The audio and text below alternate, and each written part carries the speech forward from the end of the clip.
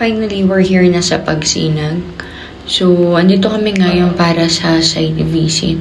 Titingnan namin yung unit kung gaano kalaki at saka kung ano mga meron sa loob.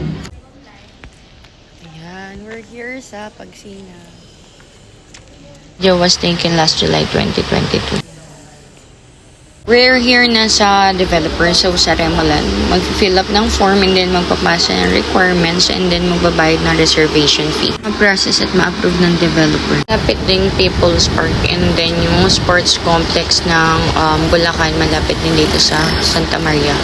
Then dito sa right side, may spot dito na pwede ka mag-picture taking. Maganda din yung view. Labas na yan siya sa San Jose del Monte. Makikita mo din siya pagpasok mo. Sa di kalayuan, nandun naman yung Star Mall. Sa November 2022, nag-text sila para sa pag-fill up ko ng mga application para sa pag-ibig. Pero pinalalamog ko lang since kaka-opera ko lang.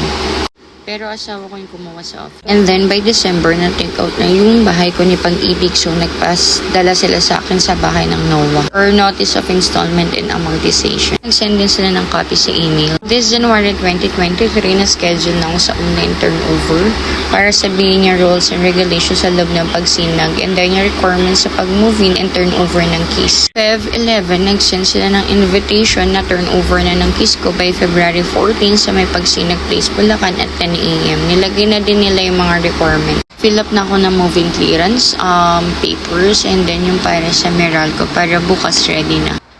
Mag-fill up ng form ng Pagsinag Place, step 3 and 4, pasa ng requirements, then payment ng maintenance fee ng Pagsinag Place, Bulacan. Mag-paid ka na, bibigyan na yung keys. Ayan na yung mga keys. At nandyan sa list yun yung for turnover.